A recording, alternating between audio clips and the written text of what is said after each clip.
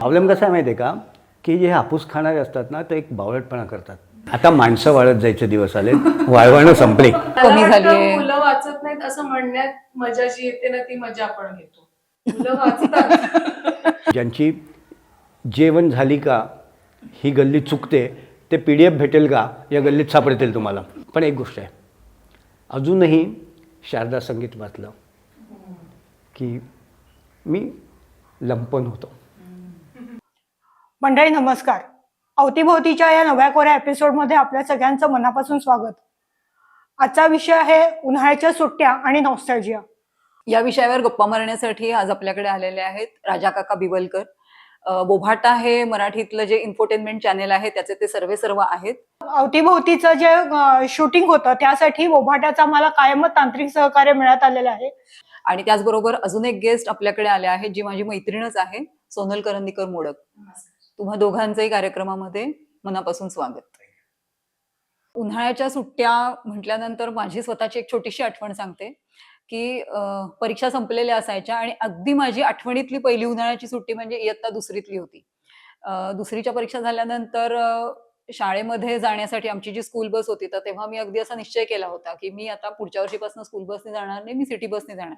घरी थोडी धाकधूक होती पण आई वडिलांनी जरा डेअरिंग केलं, वर्गातला एक मुलगा जात असल्यामुळे. आणि त्या सुट्टीमध्ये मी प्रॅक्टिस केलेली, घराच्या स्टॉपपासून शाळेच्या स्टॉपपर्यंत बसने जायची. आणि तेव्हा 50 पैसे मोठ्यांसाठी म्हणजे अडल्टसाठीचं तिकीट मला 25 पैसे लागायचे.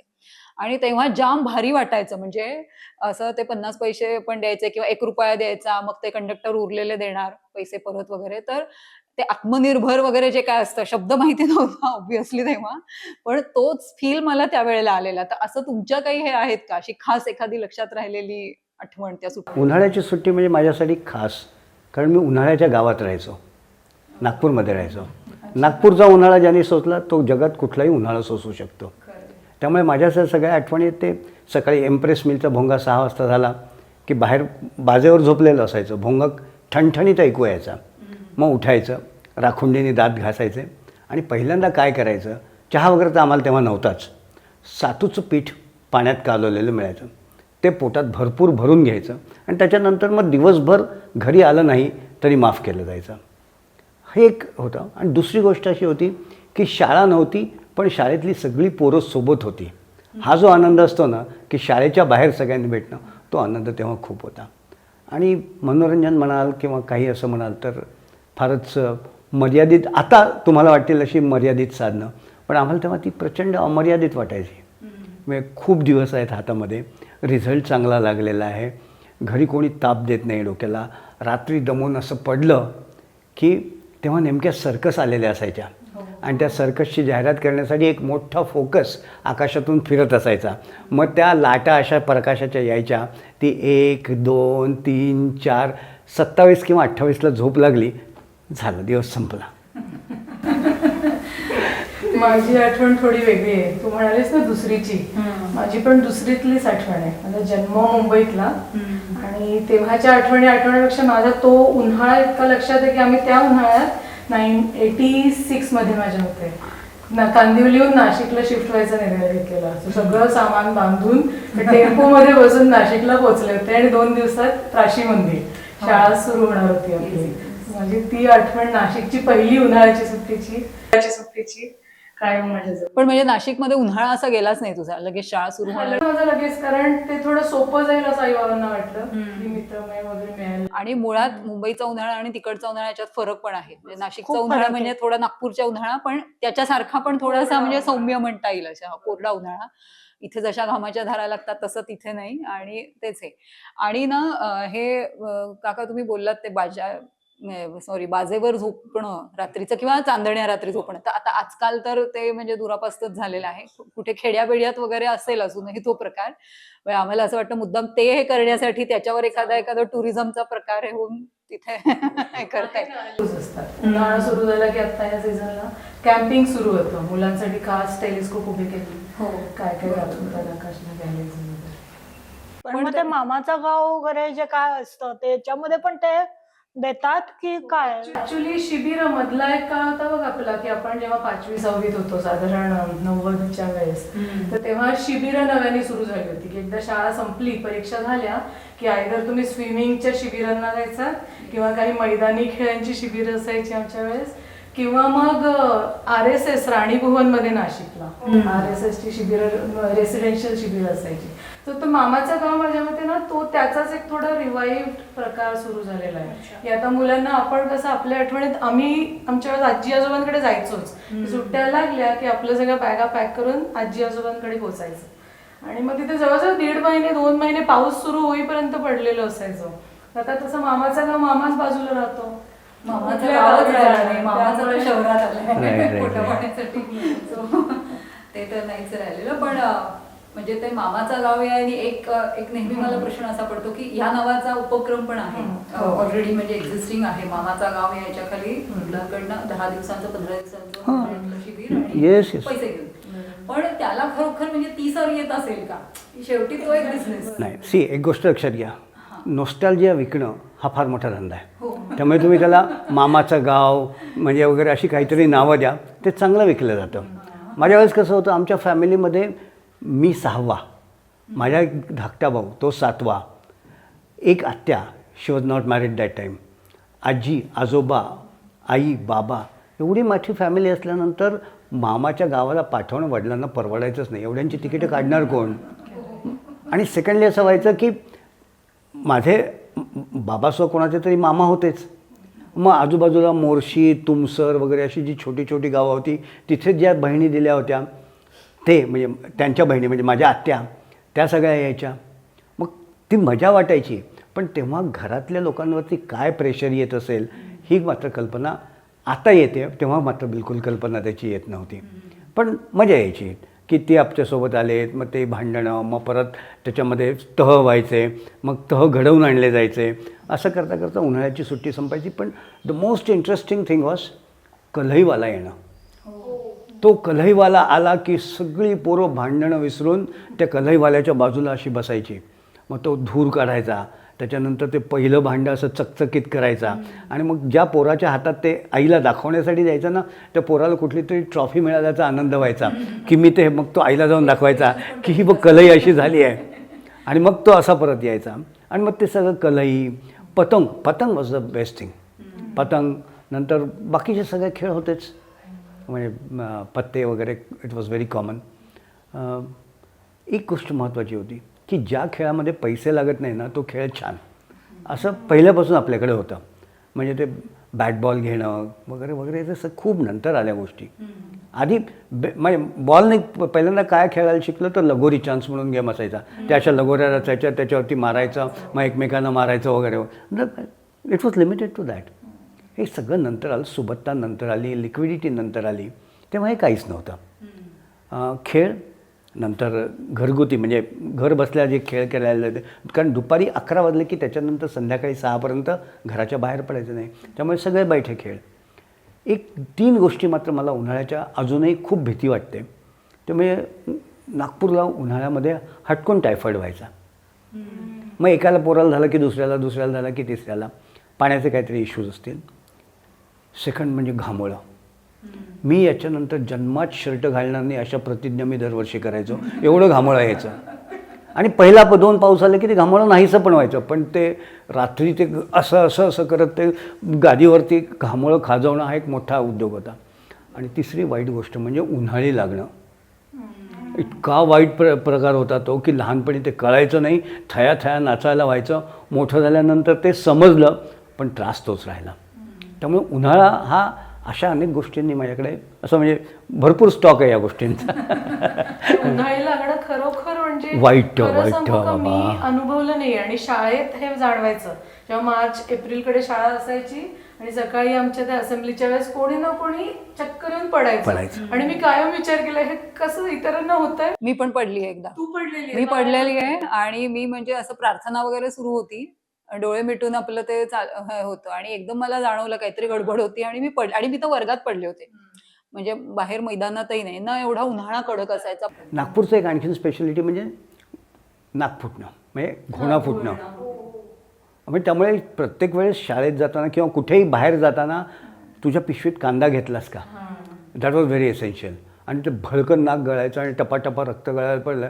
पहिल्यांदा भीती वाटायची, नंतर त्याची सवय झाली होती. पण हे जे उन्हाळ्याचे त्रास होते ना, माय गॉड, दॅट्स व्हेरी डिफिकल्ट. सहन करणं खूप कठीण होतं. पण ह्याच्यातूनही उन्हाळा निघून जायचा. मग पहिला पाऊस, आधी गारा यायच्या. तुम्ही मुंबईत गारा नाही बघितल्या कधी. नागपूरला गारांचा पाऊस म्हणजे मजा यायची. आणि त्यात आपल्या डोक्यावर टाणकन अशी गोळी मारल्यासारख्या लागायच्या, त्याची जाम मजा यायची. आणि मग त्या गारा मोजणं, त्या जमा करणं, मग त्या घरी नेईपर्यंत त्याचं पाणी हो झालं म्हणून ते रडणं वगैरे सगळं झालेलं आहे ते. त्यामुळे ती उन्हाळ्याची मजा वेगळीच होती तेव्हा. नाशिकला खूप गाऱ्या पडायच्या नाही, आपण खूप नाशिकला खूप गाऱ्या पडायच्या. खाल्लेल्या. आम्ही वेचलेल्या, बाहेर पडून वेचायचा आणि तो आणि बाहेरच पडायचे. म्हणजे असं काय ते घरी नेणं वगैरे फार मोठ्या नसतात, मोठ्या नाही, उचलून छोट्या खा. छोट्या. उचलून खाता ती लिपत असायच्या त्या. आणि म्हणजे व्हायचं ते गारांचा पाऊस एक. मग तेव्हा आमच्याकडे एक फार फेमस कविता होती. ती इथे होती की नाही माहीत नाही मला, की मुसळा एवढ्या धारा, लिंब एवढ्या गारा, वरून चांगला सुटावा सोसाट्याचा वारा, दारं खिडक्या मोडून, छप्पर जावे ओढून, कमरे एवढ्या पाण्यामध्ये शाळा जावे बुडून, अभ्यास पाहिजे नवा, वरचा वर्ग हवा, बाई म्हणतात ठकेला याच वर्गात ठेवा. जाम ते गारा आल्या की ती कविता आठवायची सगळ्यांना. असं सगळं ते धमाल चालली होती. आणि उन्हाळ्याची सुट्टी अजून एक आहे आणि ते म्हणजे आंबे. म्हणजे ते असं आजही एक पेटी संपायच्या दुसऱ्याचं हे, म्हणजे एवढं ते प्रेम आहे आंबा ह्या प्रकाराबद्दल. आणि त्याचं अजून एक खासियत म्हणजे तो लिमिटेड सीझनसाठी, अजून तरी तो 12 नाही झालेला की कुठल्याही सीझनला मिळतो मे बी, म्हणून त्याचं थोडं हे. आपल्याला थोडा वेगळा अनुभव आहे, पण तरी पण ती अडी लावण्याची मजा असते ती. पण मी तुम्हाला एक सांगतो, मी जरी मुंबईत 50 वर्ष झालो तरी मी अजूनही मनाने कट्टर नागपूरकर आहे.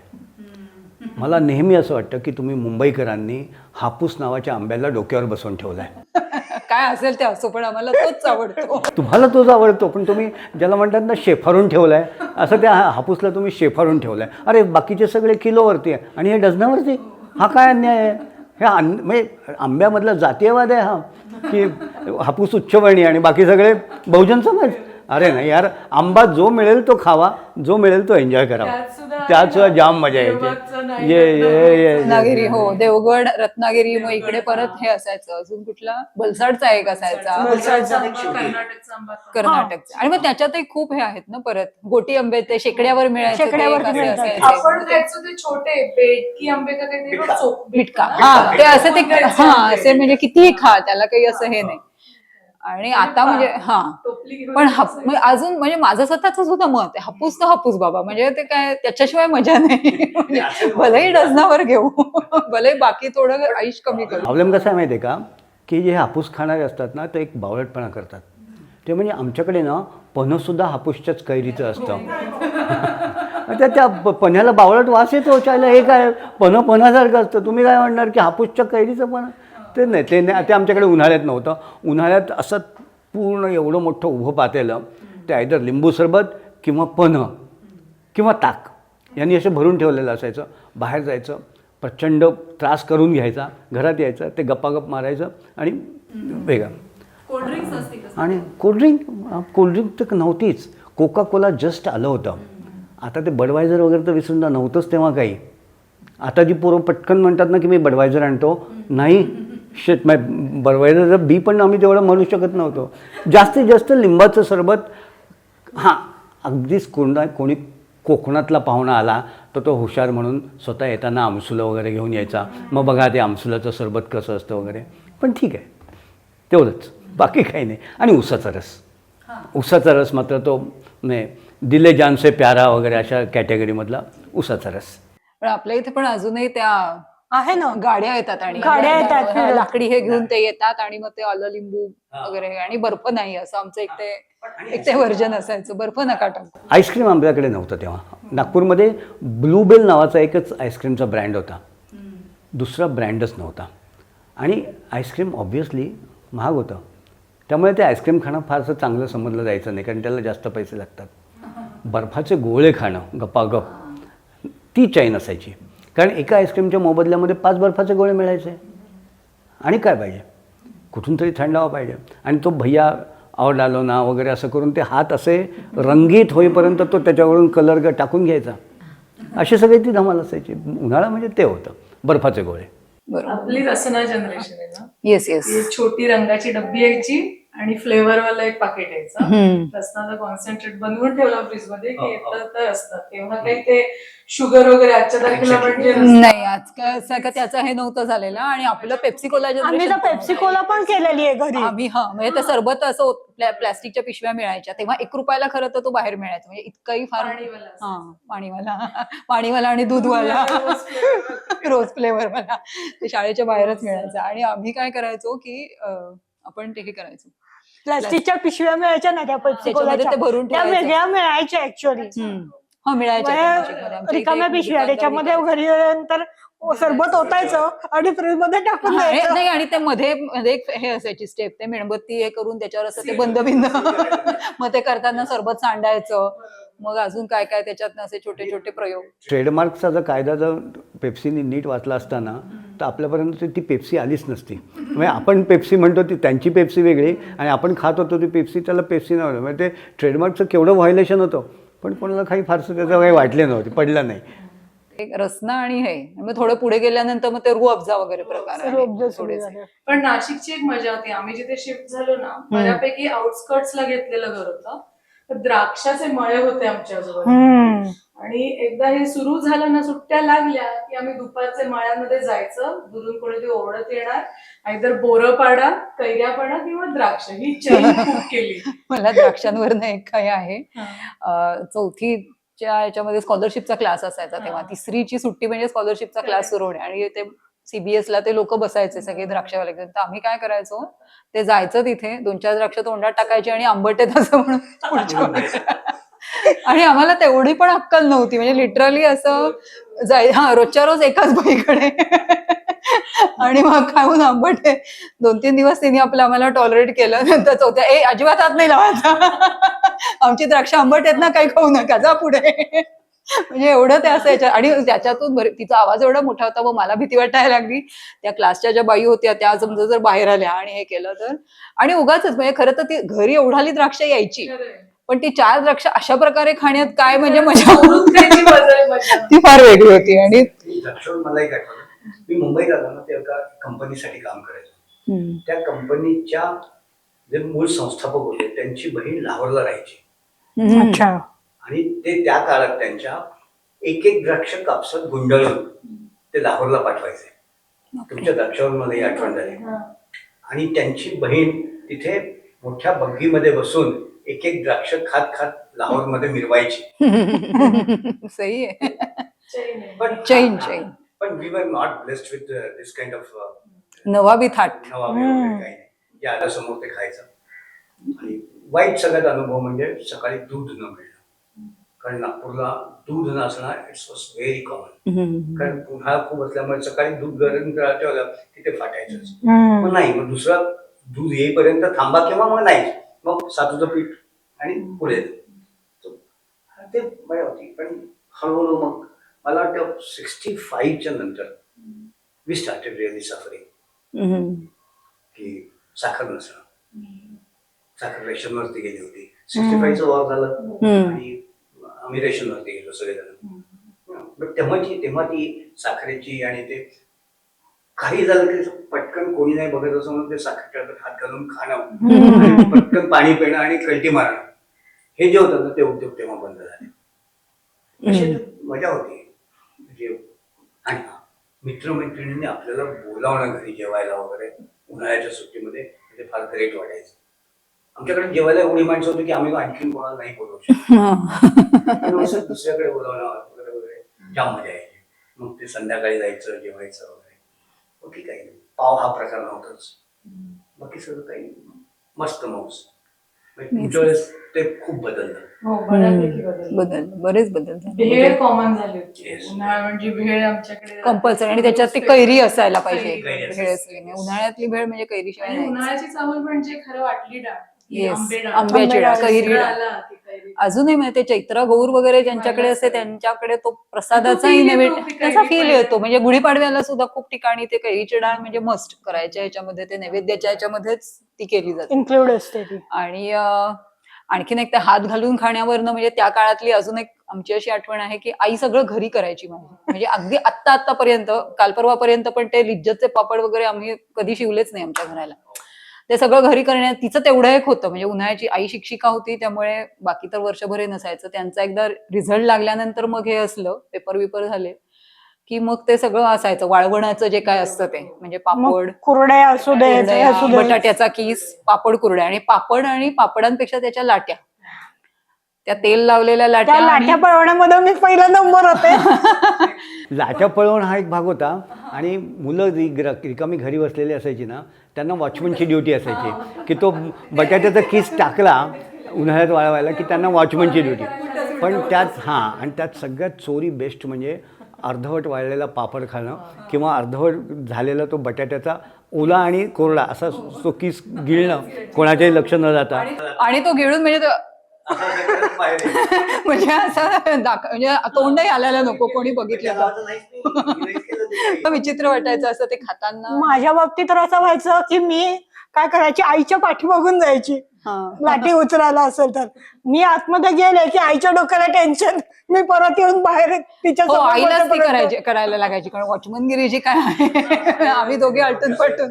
आणि मग ते उंदराला मांजर साक्ष या न्यायाने मग तू थोडस खातोवर मी आपलं तुझं सांभाळून घेते, म्हणजे असं करत करत ते अगदी हे नाही तरी 1/4 तर आम्ही असंच उडवायचो. आणि आईलाही ते, म्हणजे ती सगळी मजा होती. ऍक्च्युली आज थोडस त्या ह्याच्यावर मला असं वाटतं की ते नाहीये आता फार कुठे. शहरात तर वाळवण पूर्ण गेली.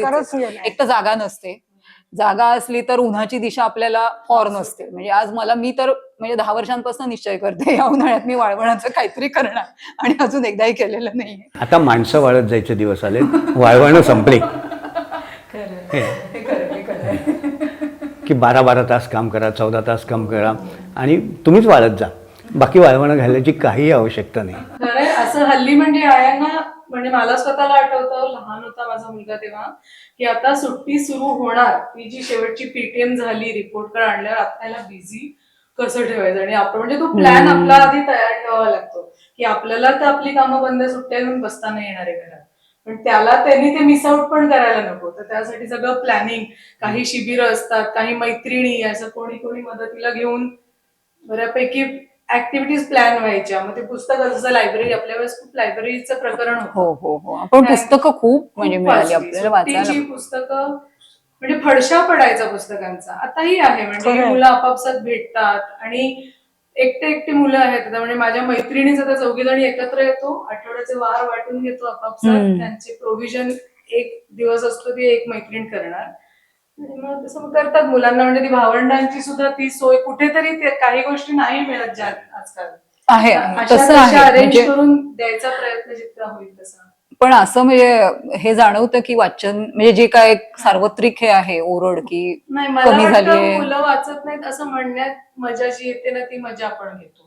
मुलं वाचतात, हे असं कळीचं वाक्य आहे, जी मजा आहे ती आपण घेतो. नाही, सगळ्यात महत्वाचं की मुलांना जे वाचायचं ना, नेमकं तेच ते वाचतात. तुम्ही सांगितलेलं वाच नाही ते तर आहेच, पण रादर ते आपणही नव्हतो करत. म्हणजे मला कोणी असं आणून दिलं ना पुस्तक, हे छान आहे वाचून काढ, हा ठीक आहे वाचते, मला वेळ होईल तेव्हा वाचते, हात नाही लावला जात. ते आहे मात्र. नाही, वाचनाचा हा परिणाम डोक्यावर सुद्धा होतो. म्हणजे मी उन्हाळ्यात एवढी पुस्तकं वाचायचं.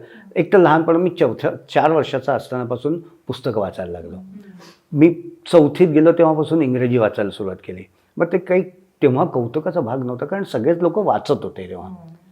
आणि तो परिणाम असा झाला की ते डेंकाली, नंतर तो गुर्रन, फॅन्टम, मॅन्ड्रिक द मॅजिशियन, तो लोथार, नार्डा, ही पात्र अशी डोक्यात फिरत राहायची. आणि आमच्याकडे जो बुंदी पाडायला येतो तो डेंकालीच्या गुर्रनचा भाऊ आहे असं मला वाटायला लागलं होतं. मग एक दिवस मी बाबांना आमच्या सांगितलं की आपल्या समोरून संध्याकाळी जे फिरायला जातात ना, त्यापैकी जो बुटका आहे तो छोटू आणि जो उंच माणूस आहे तो धनंजय. मग त्यांच्या लक्षात आलं हे काहीतरी भलतीकडे चाललेलं आहे. मग माझी सगळी पुस्तकं जप्त करण्यात आली. आणि मग काय करायचं, नाही उद्यापासून तो शाखेत जायचं संध्याकाळी.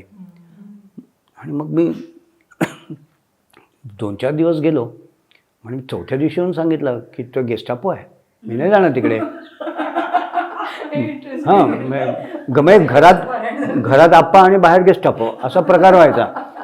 गेस्ट त्यामुळे म्हटलं मी नाही जाणार. मग ते ठीक आहे, मग लिमिटेड पुस्तकं वाचायची आणि बाकी पुस्तकाचा मेंटेनन्स करायचा. या म्हणजे एक तह झाला, चौकशी समिती वगैरे, आयोग वगैरे तिथे बसायचे आणि ते सांगायचे की या मुलांनी काय करायला पाहिजे वगैरे. मग कोणतरी आपली बाजू घ्यायचं, कोणतरी मोठ्यांची बाजू घ्यायचं, असं करत करत ते पार पडलं. पण एकही लायब्ररी अशी सोडली नाही. आकाशानंद तेव्हा नागपूरमध्ये राहायचे. आकाशानंद स्वतः लायब्ररी चालवायचे. त्यांच्यासोबत निमखेडकर म्हणून बाई होत्या.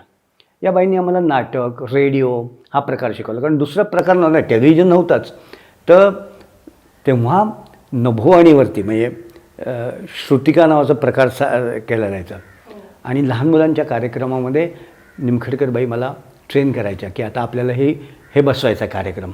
आणि मग ते त्यांच्या खर्चानी घेऊन जायच्या रेडिओ स्टेशनला. मी पहिल्यांदा गाडीत बसलो, काय मजा वाटली. मोठी रेडिओ स्टेशनची गाडी आली, सगळी पोरं त्याच्यात भरली. मग आम्ही रेडिओ स्टेशनला गेलो आणि इट्स वंडरफुल. म्हणजे तिथे शरद मोठे भेटले. शरद मोठे माहीत नाही आता कोणाला फारसे आठवणार नाहीत, पण एक त्यांचं गाणं फार फेमस होतं, छान छान छान म्हणे बाहूचं बाळ कसं. ते प्रत्यक्ष त्यांनी डफावर जेव्हा आमच्यासमोर वाजवलं ना, बस त्या ज्या आठवणी आहेत वाचनाच्या, रेडिओ स्टेशनच्या. हां, तुम्हाला माहीत नसेल, रेडिओ घरात असणं ही तेव्हा चैन होती. आणि रेडिओ घरात असलं की एक स्पेशल लायसन्स काढायला लागायचं. आणि हां, कारण तेव्हा 62 युद्ध नुकतंच संपलं होतं. सरकारी याच्यामध्ये वायरलेसची भयंकर भीती होती. त्यामुळे रेडिओ हा वायरलेस असला, ट्रान्झिस्टर किंवा रेडिओ काय असलं, तुमच्याकडे हे लायसन्स पाहिजे, नाहीतर मग रेडिओ जप्त व्हायची वेळ यायची. लोक यायचे त्यांच्या गव्हर्नमेंटकडून, तुम्ही कुठे एरियल लावला आहे, कुठे तुमचा रेडिओ आहे, हे सगळं चेक करून जायचे. टेलिव्हिजन नव्हतंच, त्यामुळे रेडिओ, मग बिनाका गीतमाला, आणि मग साधारण 7वी 8वीपासून नंतर ना एक गाण्याची चटक लागली. आणि मग तेव्हा ओ पी नय्यर वगैरे जाम फॉर्मात होते. मग रात्री बेला के फूल नावाचा कार्यक्रम 11 वाजता सुरू व्हायचा. तो 11:30ला संपला की मग ऑल इंडिया रेडिओ नावाचं दुसरं स्टेशन असायचं. त्याच्यात थोडंसं धुंडाळायचं की काही गाणी चांगली लागत आहेत का, नाहीतर मग वरती त्या लाटा मोजायला सुरुवात करायचं आणि झोपायचं. That was the wonderful thing. तुमच्या म्हणजे वेळेस पण थोडंसं बदललेलं असणं, कारण तुमच्याच टी व्ही ऑलरेडी आला होता. पण आमच्या वेळेस तर टीव्ही रविवार टू रविवार असायचा. म्हणजे आठवड्यात मला माझ्या लहानपण शाळेच्या दिवसात रोजचं टीव्ही नाही आठवत मला. रोजचं म्हणजे घरात बऱ्याच उशिरा 9वी 10वी नंतरच बहुतेक टीव्ही रेग्युलर सुरू झाला. पण रविवारच्या त्या स्पेशल सिरियल्स असायच्या. आपण साधारण महाभारत रामायण असायचं. झालंच. मग नंतर एक ते कोण सई परांजपेच्या कच्ची धूप वगैरे. I remember. मला वाटतं कच्ची धूपमुळे भाग्यश्री पुढे आली का? येस, तीच सिरियल ना. त्याला मी धच्चीकूप नाव ठेवलं होतं. I remember. कच्ची धूपच्या ऐवजी धच्चीकूप म्हणायचो मी त्याला. आणि ती तेव्हा जी भाग्यश्री आवडायला लागली ना, ती नंतर बरेच दिवस आवडत होती. किंवा आम्ही त्या वयात आलो होतो मुली आवडण्याच्या वगैरे, तेव्हा ती भाग्यश्री आवडायला लागली होती. Yes, I remember. कच्ची धूप. छायागीत तुमच्या वेळेस असेल. रंगोली पण होतं ना त्यावेळेला. रंगोली छायागीत म्हणजे आठवड्यातनं एकदा असायचं. चित्रगीत असायचं, चित्रहार असायचं, छायागीत. हे सगळी पण एपिसोडिक म्हणजे वीकली असायची. मला वाटतं निर्मा आणि छायागीत एकदम आलं का? वॉशिंग पावडर निर्माची जाहिरात लागली की टेलिव्हिजनच्या समोर बसायचं आणि मग ती गाणी ऐकायची आणि मग कार्यक्रम संपायचा. बट माझ्या वेळेस माझ्या लहानपणी थोडासा वेगळा प्रकार होता. तुमच्या वेळेस छायागीत होतं, माझ्या वेळेस विविध भारती होतं.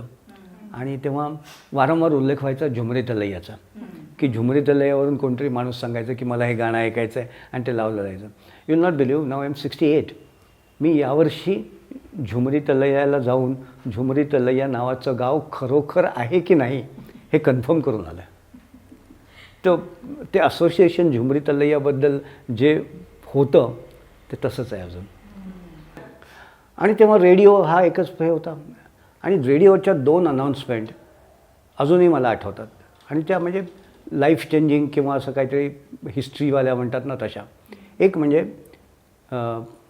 नील आर्मस्ट्रॉंग जेव्हा पहिल्यांदा चंद्रावर उतरला, तो त्याचा संपूर्ण प्रवास रेडिओवर सांगत होते आणि आम्ही ऐकत बसलो होतो. आणि दुसरं म्हणजे 24 जूनला 1975ला इंदिराजींनी पहाटे कधीतरी गाणं चालू होतं. रात्रभर काहीतरी होणार एवढं माहीत होतं लोकांना. आणि मोठी लोकं जागतात म्हणून आम्ही जागत होतो. आणि मग काहीतरी गाणं लागलं. मग इंदिराजा आल्या याच्यावरती रेडिओवरती आणि त्यांनी इमर्जन्सी डिक्लेअर केली.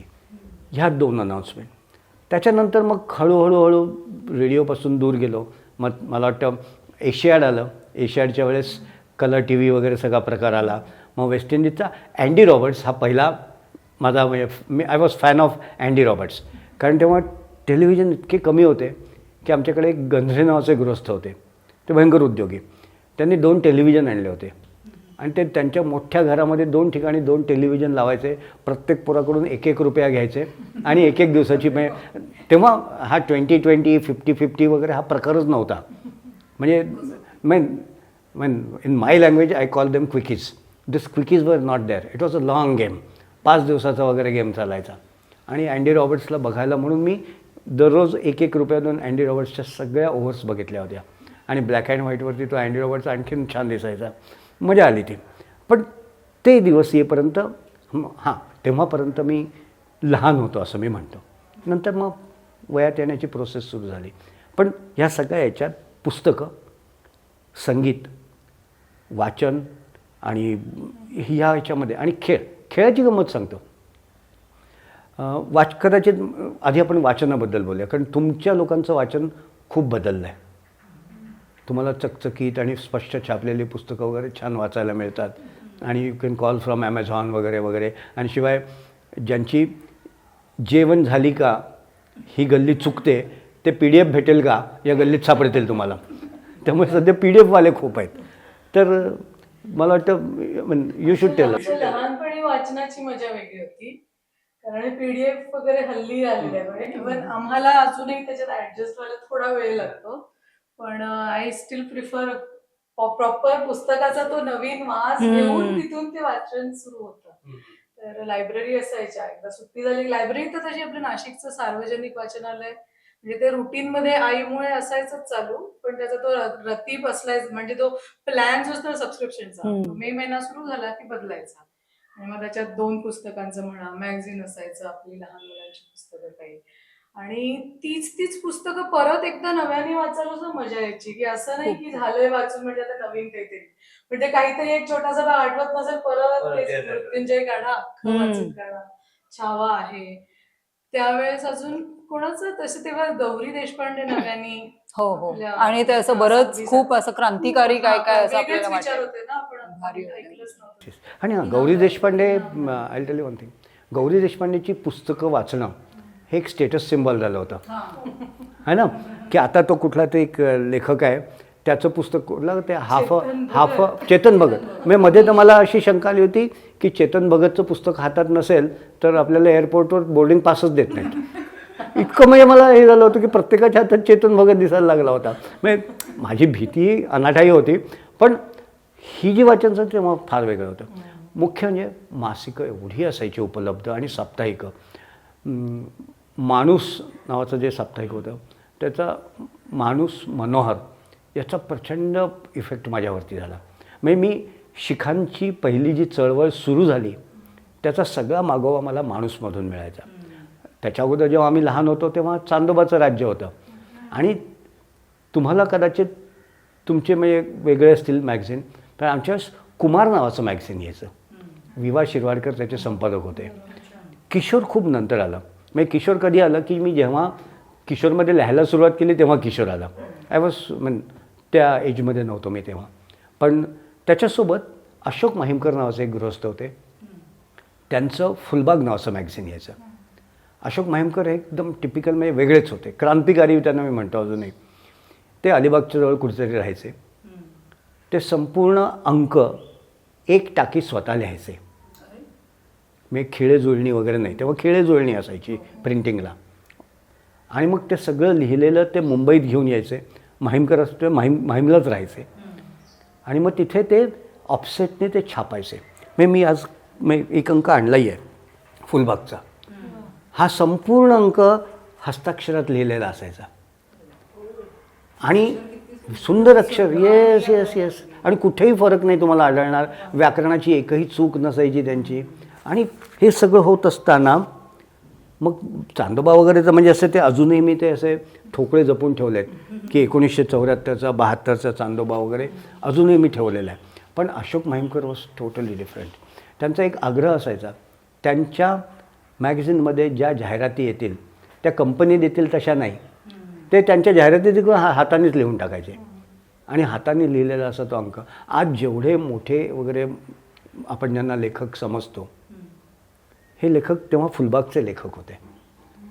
आणि त्याच्यासोबत आमची जी काय वाढ झाली ती अशा लेखनासोबत झाली. तुम्हाला छावा, रणजित देसाई वगैरे वगैरे खूप सुरेशचंद्र नाडकर्णी होते. ते बऱ्यापैकी वेगळ्या विषयावर लिहायचे. वेगळ्या विषयांवरती लिहायचे. हो, अगदी एक्झॅक्टली. म्हणजे नाही, निरंजन घाटे आत्ता नंतर आले. जेव्हा तुम्ही कॉलेजमध्ये होतात तेव्हा निरंजन घाटे आले, किंवा मी कॉलेजमधून बाहेर पडलो तेव्हा निरंजन घाटे आले, किंवा विज्ञान मालिका. आमच्या वेळेसच्या विज्ञान मालिका म्हणजे नारायण धारप, दुसरं कोणीच नाही. हां, येस. म्हणजे अजूनही मला ती गोग्रामचा चितार नावाचं त्यांची एक कादंबरी होती, भाग 1 आणि भाग 2. मी गेली कित्येक वर्ष गोग्रामच्या चितारचे हक्क मिळावे म्हणून प्रयत्न करतो आहे. की ती कादंबरी मला हक्कासकट विकत घ्यायची आहे. कारण मग बाकी त्यांचं ते समर्थ नावाचं पात्र असायचं, त्यांच्यासोबत तो आप्पा वगैरे वगैरे सगळं. आणि तेव्हा जे त्यांच्या विज्ञान कथांमध्ये लिहिलेलं असायचं ते आता मी समोर बघतो आहे. आता मी मोबाईल बघतो तेव्हा मला त्यांची आठवण होते. किंवा असं म्हणजे ज्या गोष्टी भविष्यात होत्या त्या नारायण धारपांनी खूप जवळ आणल्या. भीती वाटायची. नारायण धारप वाचलं की भीती वाटायची. म्हणजे चंद्राची सावली नावाचं एक त्यांचं पुस्तक होतं, ते वाचल्यानंतर 7 दिवस मी आईच्या बाजूला जाऊन झोपत होतो. येस, बिलीव्ह मी, एवढी भीती वाटायची. पण येस, मजा आली खूप वाचायला. आणि लेखकही खूप वेगवेगळे होते. तुम्ही कदाचित कधी सोनटक्के नाव ऐकलं आहे? नाही. हे मराठीतलं खूप चांगलं विनोदी लेखन करायचे, कधी सोनटक्के. त्यांचं पापो नावाचं पात्र होतं. हे वाचनाच्या याच्यामध्ये एक एक हे लोक पाठीमागे राहून जातात. तसं ते कधी सोनटक्के. तुम्ही फक्त खूप ज्यांचा गवगवा झाला असे लेखक वाचले असतील, आणि मी गवगवा न झालेला सकट सगळ्यांचे लेख वाचले आहेत, किंवा सगळे. कारण मॅगझिन म्हणजे साप्ताहिक, मासिक, दिवाळी अंक, दिवाळी होती. पण दिवाळी अंक मी कल्टी मारली, मी म्हणतो त्याला. किंवा त्यांनी आवाजने जो चावटपणा सुरू केला ना, त्याच्यानंतर दिवाळी अंक कंटाळा यायला लागला. कारण आम्ही लेबोनेर बघत होतो, आम्हाला आवाजचा चावटपणा काय करायचा होता. आम्ही पेंट हाऊस बघत होतो, आम्हाला काय करायचं होतं. We are not interested. पण वाचन संस्कृती जी आहे ती आमची लहानपणापासून जोपासली गेली. आणि त्याला सगळ्यांनी हो हो वाच, तू वाच असं सांगितलं, आणि वाचतच राहिलं. आता मी मध्ये जिथे मी फिरायला जातो तिथे पहिल्यांदा जुनी पुस्तकं कुठे मिळतात ती दुकानं शोधून काढतो, तिथून पुस्तकं आणतो. या सगळ्या गोष्टी होत राहतात. त्यामुळे मी अजून त्या जुन्या पठडीतलाच म्हातारा. म्हणजे पण एक गोष्ट आहे, अजूनही शारदा संगीत वाचलं की मी लंपन होतो. आणि तो वाचून संपलं. झुंबर वाचलं, शारदाचं वाचलं, आणि ते वाचून तेव्हा वाचताना मी लंपन होतो. आणि ते वाचून संपलं की मग परत 65 वर्षाचा तो म्हातारा दाखवला आहे ना, तसा म्हातारा होऊन जातो मी. हा वाचनाचा इफेक्ट कायम राहिला. तेव्हा ऍक्च्युली हे जे हल्ली होतं ना की लेखक तुम्हाला प्रत्यक्ष भेटायला येतो, तुम्ही पुस्तक रिलीज होतं वगैरे, तर ती मजा तेव्हा नव्हती. मला आठवतं, विवा शिरवाडकरांचं तुम्ही आता नाव घेतलं त्याच्यावरून आठवतं, शाळेत नाशिकचे शिरवाडकर, तर त्यांच्या वाढदिवसाला शाळेतनं एकदा आमचा म्युझिक गाण्याचा एक ग्रुप होता. तर त्या संगीत शिक्षिका होत्या, त्या आमच्याकडनं काही गाणी तयार करून ठेवायच्या. आणि आम्ही खरंच लकी होतो की त्या ह्या सगळ्या कवींच्या कविता घेऊन चाली लावून बसवायच्या. म्हणजे नुसतीच जी चालू गाणी आहेत किंवा चलतीत असलेली गाणी नाही म्हणायचो आम्ही. त्यामुळे आम्ही एकदा प्रत्यक्ष विवा शिरवाडकरांसमोर त्यांच्या वाढदिवसाला जाऊन, त्यांच्या घरी जाऊन त्यांची कविता त्यांच्या समोर सादर केली होती. तर ते एक खरी नाशिकची गंमत आहे. म्हणजे सुट्टीत मग ते वीणा केळकर ना, त्यांच्याकडे जाऊन घरी त्या बोलवायच्या प्रॅक्टिसला. म्हणजे डेडिकेशन सुद्धा खूप होतं तेव्हा, की सुट्टी होती म्हणून आता सुट्टी आपण डायरेक्ट आता 1.5 महिन्यांनी भेटू असं नव्हतं. मी ह्यासाठी सुद्धा कायम शाळेत भेटतोय. उन्हाळ्याच्या सुट्टीत आजीकडे जायचं. आजी कुठे तर पनवेलला. आणि पनवेलला गेलं की थोडं थोडं वय होत गेलं होतं, तर त्यांना जास्त माझी सुट्टी माझी मजापेक्षा त्यांना मदत व्हावी म्हणून ते हळूहळू हिशोबगणित बदलत होती. बरोबर. पण जसे मोठे होत गेलो तर तिथे गेल्यावर करणार काय ना, आजी आजोबा, मामा शिक्षणासाठी बाहेर गेलेला, बाकी कझिन्स वगैरे कोणी नसायचे बरेचदा, म्हणजे मी खूप राहिलेली आहे तिकडे. तर तिथलं वाचनालय, त्यामुळे माझ्या नाशिकच्या पेक्षा तिथलं वाचनालय जास्त आहे. संध्याकाळ झाली की तयार व्हायचं, फ्रेश व्हायचं, निघायचं बाहेर, लायब्ररीत जाऊन पुस्तक, रोजचं एक पुस्तक, असा चक्क रतीब लागला होता तेव्हाचा. हा एक गंमत सांगतो. या पुस्तकावरून मला आठवलं, सुधीर फडकेंचं जेव्हा गीत रामायण आलं ना, तेव्हा त्याच्या कॉपीज इतक्या शॉर्टेजमध्ये असायच्या की गाणारे खूप आणि पुस्तकं कमी, असा प्रकार होता तो. नंतर जय हिंद प्रकाशन म्हणून आहे, त्यांचे गोड गोड भावगीते म्हणून पुस्तकं यायचं. कारण तेव्हा हे काहीच नव्हतं ना, आयदर तुम्ही रेडिओवरून गाणं ऐका आणि लिहा, नाही तर मग पुस्तकं जमवा. तर नागपूरला गोळे बंधू नावांचं एक दुकान होतं. त्या गोळे बंधूंकडे आम्ही गेलो की श्वय श्रीरामप्रभू ऐकते, आपल्याला ते गाणं एकदम हे करून मेस्मराईज करून टाकलं होतं. त्यांच्याकडे गेलो, त्यावेळेला एकच प्रत आहे आणि मी स्वतः गातो ना, मला ती प्रत पाहिजे. म्हटलं आम्ही पण गातो, तुम्ही विकता ना पुस्तकं. मग कॉम्प्रोमाइज हा झाला की त्यांचा कार्यक्रम असेल त्या दिवशी त्यांना एक दिवस आधी गीत रामायण नेऊन द्यायचं, इतर वेळेस गीत रामायणाचं पुस्तक माझ्याकडे राहील. ह्याच्यावरती आमचा कॉम्प्रोमाइज झाला होता. तेव्हा पुस्तकांची अशी गंमत खूप व्हायची. त्यामुळे काही ना काही घडत राहायचं, मजा येत राहायची त्याची. आणि ह्याच्या जोडीला मग नंतर म्युझिक आलं. आणि म्युझिकची गंमत अशी होती की माझी आई खूप चांगलं गायची, चांगली पेटी पण वाजवायची. पेटी आता तुम्ही हार्मोनियम वगैरे अशी छान छान नावं म्हणता, तेव्हा बाजाची पेटी हा एकच नावं होतं. ती बाजाची पेटी घ्यायची आणि गाणं वाजवायचं आणि गायचं. माझी आई खूप चांगली गायची, खूप चांगलं वाजवायची. पण लग्न झाल्यानंतर आपल्या इकडे देशात तेव्हा नियम होता की दर 2 वर्षांनी एक मुलं व्हायला पाहिजे. तशी तिला मुलं होत गेली, मग मुलांची गाणी वाढली आणि तिचं गाणं बंद पडलं. पण ते गाण्याचं कौशल्य तेव्हा इतकं एसेन्शियल वाटायचं की माझ्या तिन्ही बहिणी या गाण्याच्या क्लासला जायच्या आणि उन्हाळ्याच्या सुट्टीत तर गाण्याच्या क्लासला आणखीन जोर यायचा, कारण खूप दिवस मिळायचे. मग त्यांची प्रॅक्टिस ऐकून मी आपोआप गाण्यामध्ये एक्सपर्ट झालो, असं मी म्हणतो. मी एक्सपर्ट झालो असं मी म्हणतो, पण झालो. म्हणजे युल नॉट बिलीव्ह, नि नि प म रे रे सा नि सा रे रे नि नि सा प नि सा रे म रे सा म म प प नि सा नि रे सा म रे सा. सगळ्या सरगम आजही माझ्या सारंग रागाच्या, मी आता जाऊ मी तोपे बलिहार जेव्हा मी ऐकतो तेव्हा हे तर आपण पहिल्यांदाच ऐकलं आहे, सावन आहे या नाही पहिल्यांदाच ऐकलं आहे. मग लक्षात येतं की ती सरगम अशी कुठेतरी लहानपणी जोडली गेली होती. आणि गाण्यात दुसरा प्रकार म्हणजे भजन. मी बुद्ध पौर्णिमेला आणि आंबेडकर जयंतीला त्याला कारण शाळा, मी म्हणजे त्याला म्हणतात बाडग्यांच्या शाळा, म्हणजे कन्व्हर्टेड ख्रिश्चनच्या शाळा ज्या होत्या त्याच्यामध्ये मी होतो. त्यामुळे मी 5वीत जाईपर्यंत जात काय आहे मला माहीतच नव्हतं. त्यामुळे मी म्हणजे नाताळाची गाणी सगळी शिकून घेतली. बुद्ध पौर्णिमेला आंबेडकर जयंतीला बाऱ्या असायच्या. बाऱ्या म्हणजे 2 गायक बसायचे आणि ते बाबासाहेबांची किंवा बुद्धाची गाणी गायचे आणि त्याला टिपिकल सिनेमाच्या गाण्यांच्या चालीवरती ती गाणी असायची. त्या बाऱ्यांमध्ये सुद्धा मी गायचो. आणि मग तिथून आलं की आपल्या घरी आल्यानंतर परत आपलं भजन परत कार्यक्रम असायचे. कोणी हे नाम घेतलं आहे, कोणी त्यांचा आदेश घेतला आहे काय वगैरे.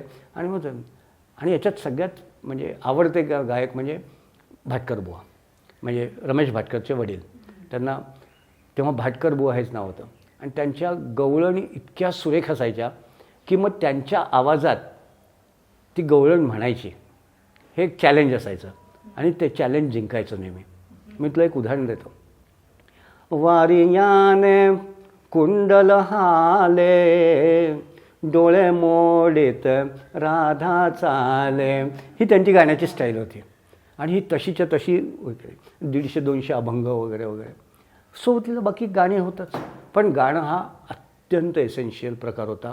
ज्यांच्याकडे रेकॉर्ड असेल, म्हणजे तो रेकॉर्ड प्लेअर 78 RPMचा, नंतर छोटी तबकडी मोठी तबकडी, त्यांच्याकडे जाऊन प्लीज मला हे गाणं ऐकवा वगैरे सांगणं, हे सगळं केलं. मग तो एकदम मजबूर, म्हणजे आपला सगळा स्वाभिमान वगैरे जो काही इगो आहे तो बाजूला ठेवायचा आणि काकू प्लीज गाणं लावून द्या ना. मग त्या असं उपकार केल्यासारखं ते गाणं ऐकवायचे. आता जा काकू दुसरी साईड नाही ती आता उद्या. अरे काय प्रकार आहे हा. पण ते सगळं सहन करायला लागायचं. पण दुसरी काय पाट्याच्या पाठीमागे रेडिओ होताच, त्यामुळे एवढं काही वाईट वाटायचं नाही. पण त्याच्यानंतर बाय द टाईम कॅसेट हा प्रकार आला, C60, C90, TDK वगैरे, तेव्हा मी त्या वयाच्या पलीकडे गेलो होतो. त्यामुळे ती मजा मग तेव्हा संपली, म्हणजे त्या वयात. फुटपाथवर मिळणारी पुस्तकं हा अजून एक वेगळा टॉपिक होऊ शकतो की त्या काळामध्ये अशा 2-3 प्रकारच्या ह्याच्यामध्ये पुस्तकं अवेलेबल व्हायची. एक म्हणजे दुकानांमधनं विकत, खरं तर ते प्रमाण आपल्या वेळेला नव्हतंच फारसं, म्हणजे आपण कधी पुस्तकं जाऊन विकत आणली आहे वगैरे असं काही कधी व्हायचं नाही. फक्त एक म्हणजे लायब्ररी असायची, लायब्ररीचं तेवढं महिनाभरापुरतं सबस्क्रिप्शन घेऊन ती पुस्तकं आणायची, आणि नाहीतर मग फुटपाथवर पुस्तकं मिळायची अगदी निम्म्या किमतीत किंवा ज्याला अगदी डर्ट चीप प्राइस म्हणता येईल असं.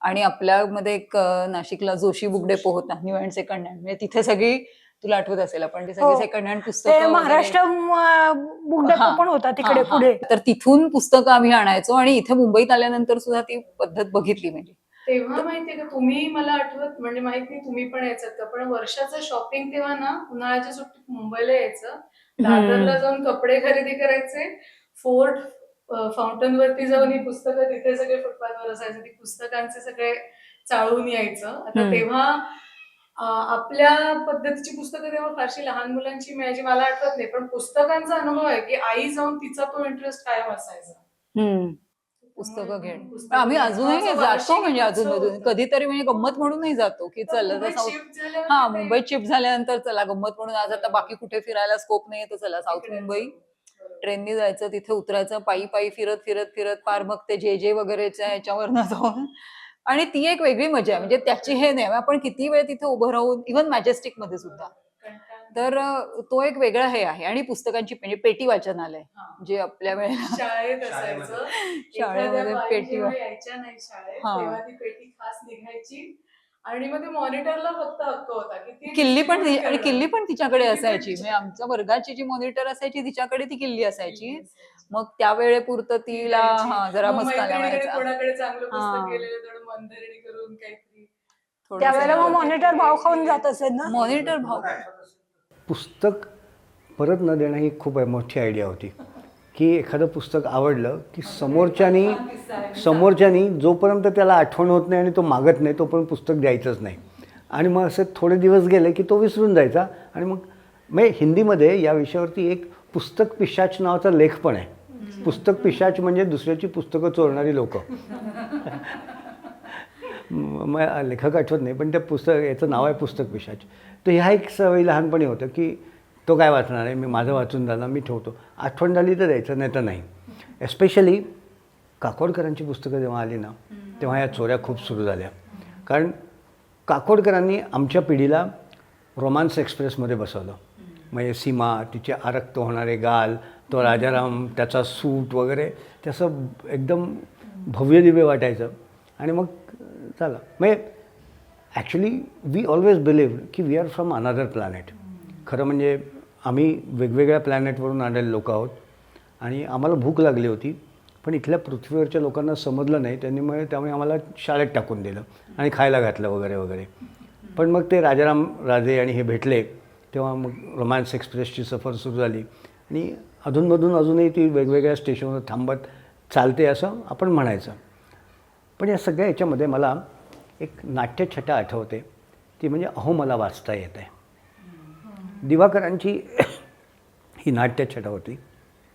त्याच्यामध्ये एक लहान मुलगा पत्रकं वाटणारा माणूस जो असतो त्याच्या पाठीमागे जातो, अहो मला पत्रक द्या ना, मला पत्रक द्या, मला वाचता येत आहे, मला वाचता येत आहे. तो मुलगा इतका लहान असतो की तो पत्रकं वाटणाऱ्याचा विश्वास बसत नाही. आणि मग तो त्याला म्हणतो तू वाचून दाखव. तो म्हणतो मला वाचता येतं आहे. आणि तो खणखणीत आवाजात ते पत्रक वाचतो आणि त्याला तो देऊन टाकतो. आणि त्याच्यानंतर तेव्हा जेव्हा पत्रकं वाचायला येतो तेव्हा त्याची नजर त्या मुलाला शोधत असते की हा मुलगा गेला कुठे, अहो मला वाचता येतं आहे म्हणणारा. आणि मग तो दिसत नाही. तेव्हा तो विचारतो मुलांना तिथल्या की अरे तो मुलगा गेला कुठे. मग कोणतरी सांगतं की त्या साथीच्या तापामध्ये तो मुलगा मरण पावला.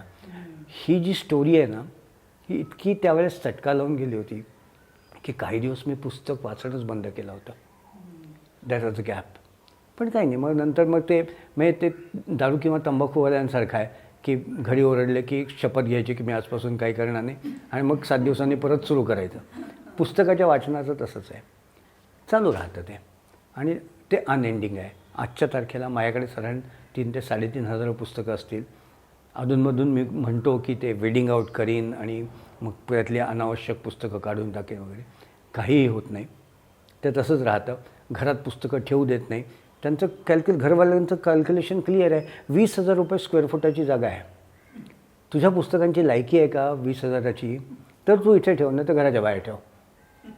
म्हणून मग मी आता चक्क एक गॅरेज भाड्याने घेतलं आणि तिथे पुस्तकं ठेवून देतो. म्हणजे ते एक फेमस काहीतरी सिनेमातलं वाक्य होतं ना, मैं और मेरी तन्हाई अक्सर वगैरे, तर मी त्याच चालीवर मैं और मेरी पुस्तक हम तन्हाई में वगैरे असं म्हणतो आणि वाचन चालू ठेवतो. तिथे एक छान लायब्ररी सुरू होईल आता ऍक्च्युली. नाही, लायब्ररी नाही सुरू करायची. लायब्ररी परत नाही मी इतरांची चोरले तर लोक सोडतील का मला? परत येणार नाही. पुस्तकं परत येणार आणि लायब्ररीचं अजून मग परत ते मेंटेनन्स बाकीचं पण सगळं येतं ना त्याच्यामध्ये, त्यामुळे ऍडिशनल एक हे होतं. पण तरी नाही म्हणजे, आणि ऍक्च्युली कसं आहे म्हणजे आज आता जे तू मगाशी म्हणालीस की म्हणजे मुलं वाचत नाही हे आपल्याला म्हणायला छान वाटतं म्हणून आपण ते म्हणतो बऱ्याचदा.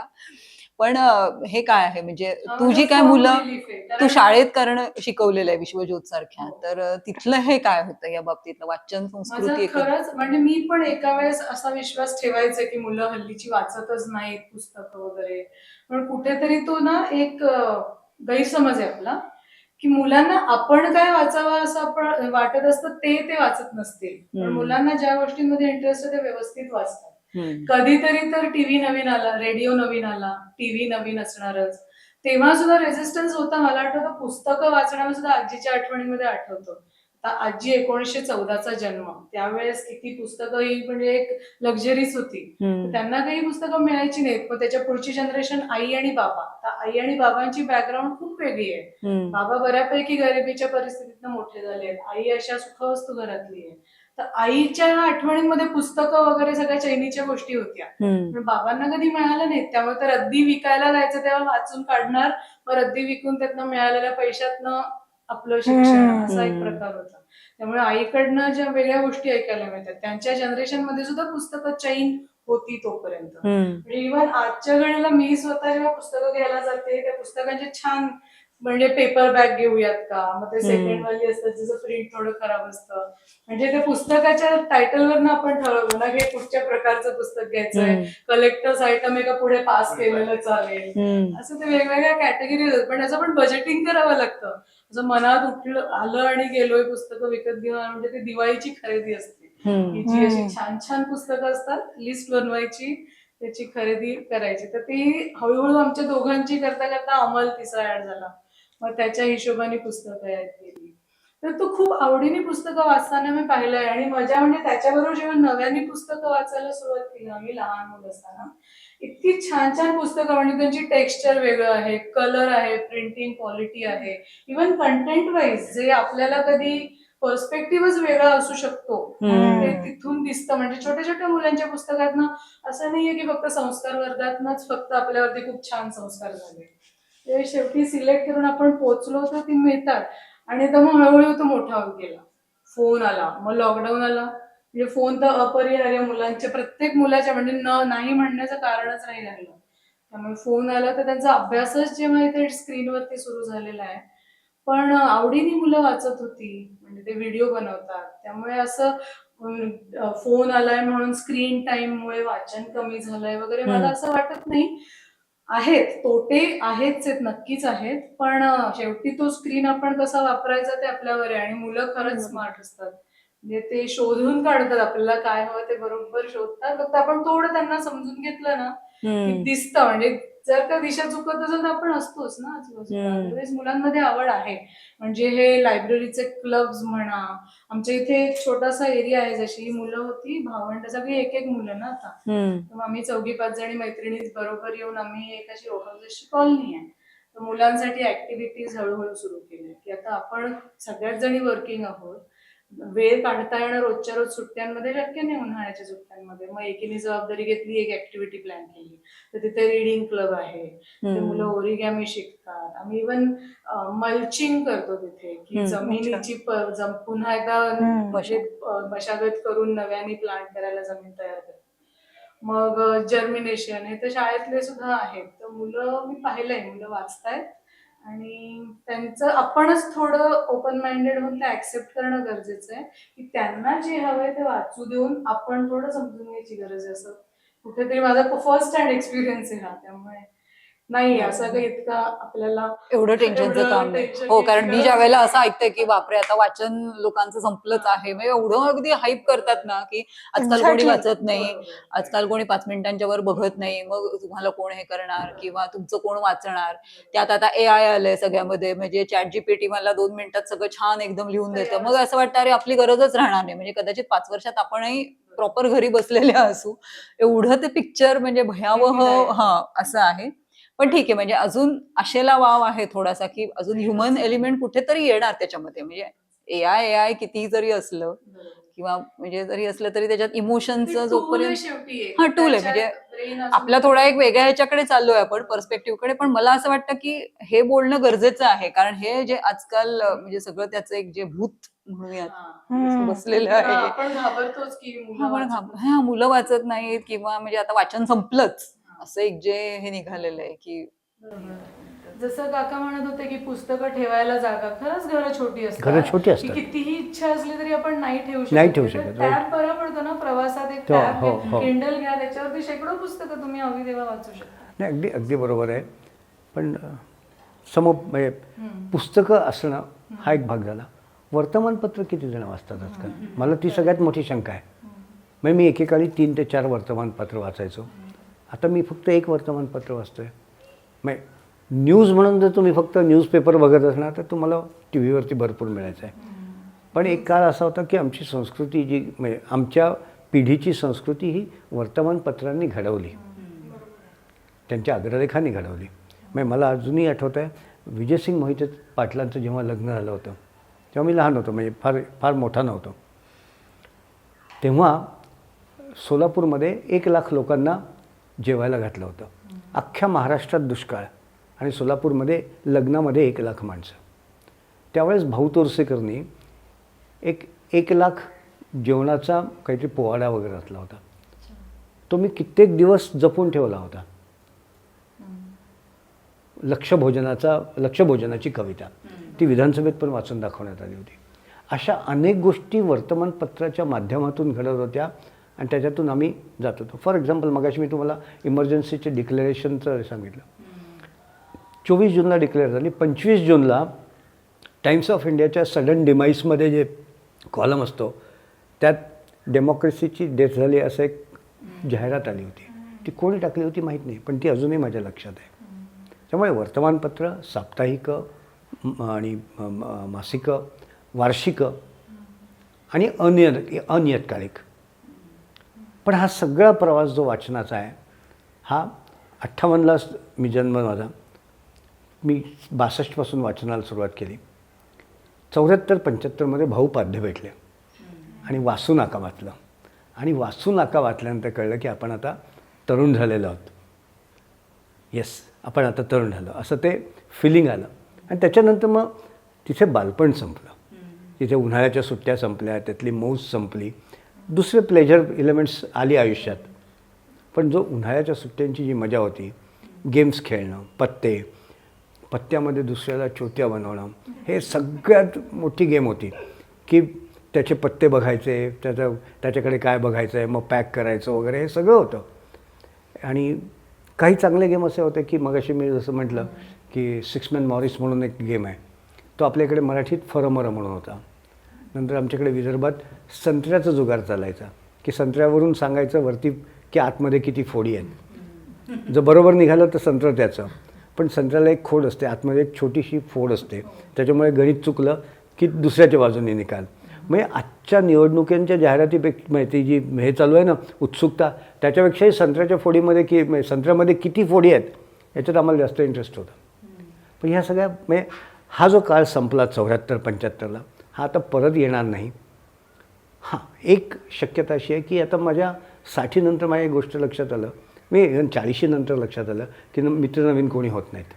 आणि 60नंतर आता जेवढे सगळे मित्र आहेत त्यांचं वय 5 वर्षाच्या वर नाही आहे. आता त्यांच्यासोबत वाचणं वगैरे जास्त मजा येते, त्यांच्यासोबत खेळणं जास्त मजा येते, हे मात्र खरं आहे.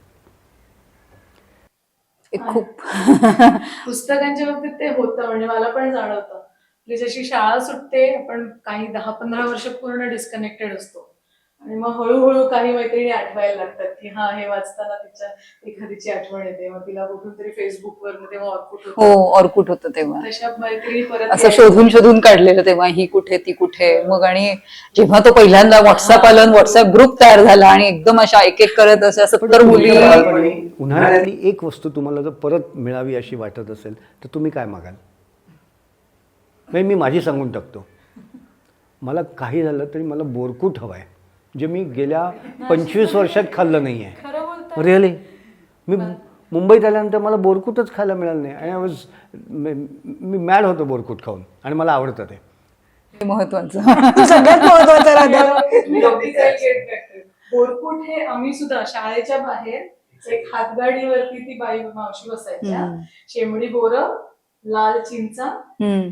आणि काय असंच काहीतरी मीठ, सगळं मीठ, रानमेवा. आवळा, नाही नाही, रायता. माझ्याही शाळेच्या बाहेर या सगळ्या आंबट चिंबट वस्तू विकणारा भैया बसायचा. हां. पण तो मुलींना त्या वस्तू विकायच्या आणि मुलांना चावट पुस्तकं भाड्याने द्यायचा. हा त्याचा छुपा धंदा होता. Thankfully आमची मुलींची शाळा होती. तुमची मुलींची शाळा होती. नाही, हां, मग ती एक सचित्र असतात ना पुस्तकं, तशी सचित्र पुस्तकं तो भैया मुलांना भाड्याने द्यायचा आणि मुलींच्या समोर मात्र तो असं ते वेगवेगळ्या प्रकारचे चूरण वगैरे द्यायचा. बोरकूट ती मिळायचं आम्हाला. बोरकूट. मग असं तुमच्या लहानपणचं काय आहे की जे तुम्हाला परत आवडेल?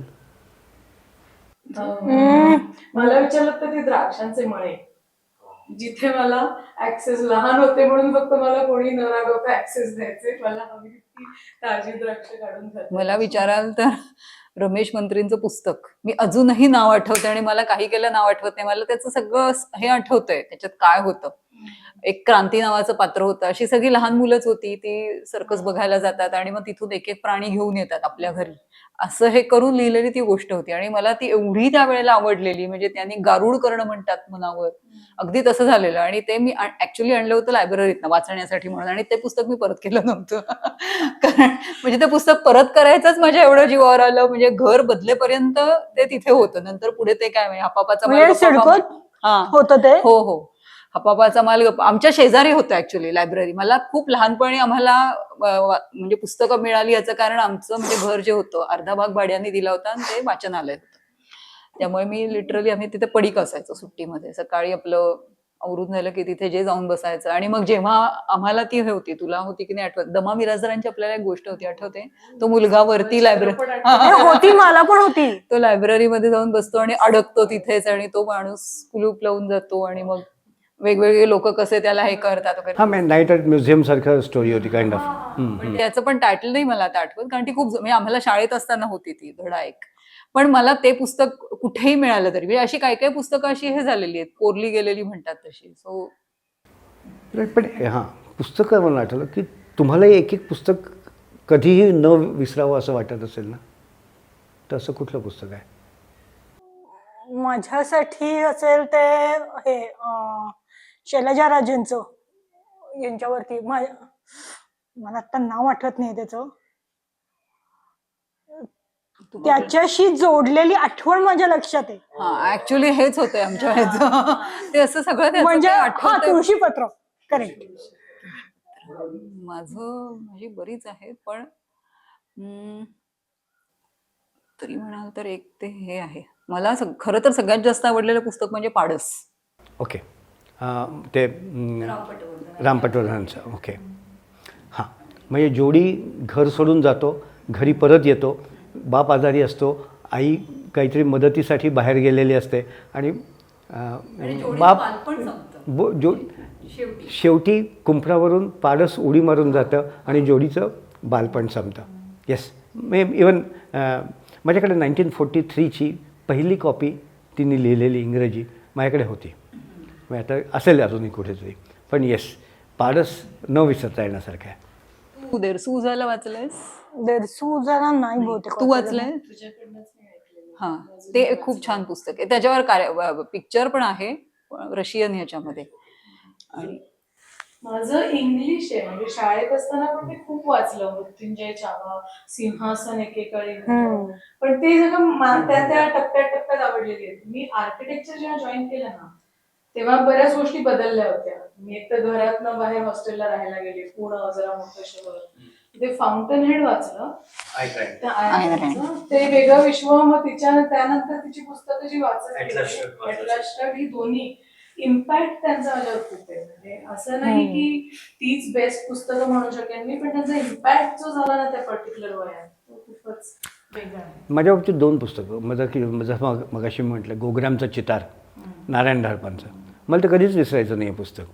आणि दुसरं मात्र रत्नाकर मतकरींचं जवळ नावाचं पुस्तक वाचलं मी. तो सिनेमा होता सिनेमा पण त्याच्यावर. आहे त्याच्यावरती, माझं काय घर माझा चुकलं संसार, नावाचं माझं आहे. घर माझा संसार. ती ॲक्च्युली पुस्तकांवरचे सिनेमा बघणं टाळतो, कारण माझ्या पुस्तकांची मजा कमी होऊन जाते, म्हणून मी ते टाळतो. मग आता लंपनसुद्धा सिनेमा किंवा वेबसिरीज येते, मी नाही बघणार आहे ती, कारण माझा लंपन जो आहे ना तो खराब होऊन जाईल, कंटॅमिनेट होईल तो. I don't want to do it. पण तू जवळ वाचलं आणि अक्षरशः ज्याला म्हणतात ना पोटात गुद्दा मारणं, ते त्या दिवशी मी अनुभवलं. मी वाचलंय. कुठे अजूनही ठाणा स्टेशनच्या बाहेर खाडीच्या इथे जेव्हा ती लोकल थांबते आणि हलत नाही, तेव्हा जवळचा जो शेवटचा एक पॅराग्राफ आहे की आपण असताना आणि नसताना याला काय महत्त्व आहे, जवळ मी कधीच विसरू शकत नाही. अशा अनेक मनावर परिणाम करणारी पुस्तकं वाचली सगळं. आणि हे सुरुवात मात्र सगळी उन्हाळ्यापासून. हो, Of course. अर्थात. माझाही पहिला हे उन्हाळ्यापासूनच झाला. पहिली कादंबरी वाचली मी ती यांची ऑफकोर्स तुळशीपत्र.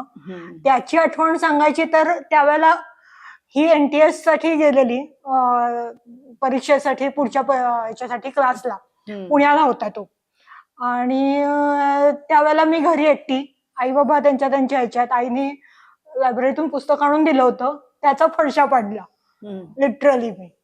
कारण बरोबरच असं फारसं त्यावेळेला आपल्या सोसायटीत नव्हतं ना नाही, कोणी. नाही, नाही. जी होती ती ह्याच्यात जवळ वयोगटातली होती, तिच्या वयोगटातल्या मुलं फारसं नव्हतंच कोणी. त्यामुळे मग So, नॅचरली पुस्तकं वाचण्याकडेच होता माझा ओढा. म्हणजे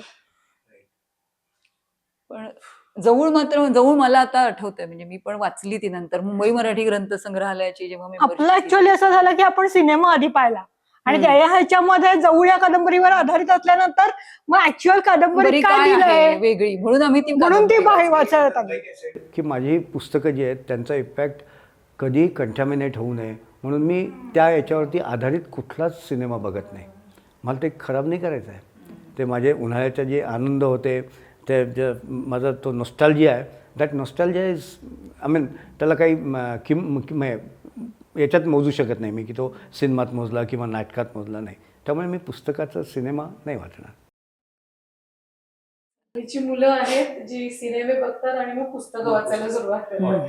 सध्या आमच्याकडे ड्यून्स नावाचं एवढं मोठं पुस्तकांचा 6 पुस्तकांचा सेट आला. सिनेमात तर रिसेंटली ड्यून 2 रिलीज झाला. त्याचा आता पुस्तकांचा सेट आलेला आहे आणि आमच्याकडे ते वाचन चालू आहे.